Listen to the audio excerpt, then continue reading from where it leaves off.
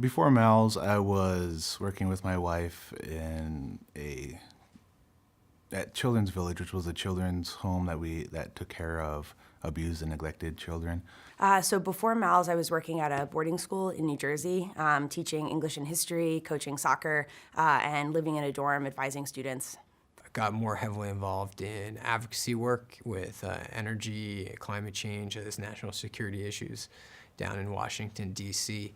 And at that point, just sort of wanted to progress my knowledge as well as sort of still stay up in this area, enjoy the clean air and water. So I used to work as a corporate lawyer, and I did that for 3 years.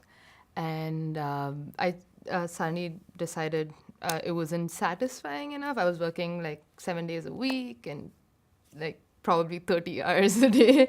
But I decided to stop. And I quit my job and serendipitously met a friend who had this company called the Book Lovers Program for Schools. And they traveled all around India and they read stories to kids, trying to get them into the habit of reading. And I started writing because of that. I wanted to focus on creative writing and more specifically fiction writing. So I was looking at a lot of different programs around the country, and I wanted a school where I could study other things, other subjects, other topics outside of creative writing and outside of fiction. I wanted somewhere where I could focus on fiction, but at the same time have the interdisciplinary possibilities. Then I went on to join a toy company and wrote for them. One of my bosses was actually a Tuck student.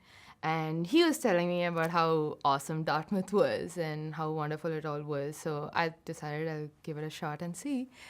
One of the biggest benefits or biggest pluses of the MALS program is that it's flexible. And so all my other courses, even though I was focused on fiction writing and creative writing, I was also focused on researching historical trauma and suicide among American Indian youth, and I wanted to combine the two together.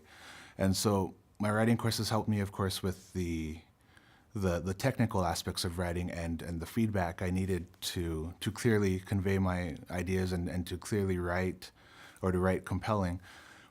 And at the same time, the cultural studies classes I took helped me to better analyze and investigate these hidden symbols within culture. I was definitely getting to the point where, to advance my teaching, I wanted that experience. I wanted to be a student again, become a better reader and writer so that I could be a better teacher for my students. So the MALS program was something I had thought about a lot because I do enjoy interdisciplinary learning and teaching. And there are a few programs in the country that really integrate different disciplines in the way that MALS does.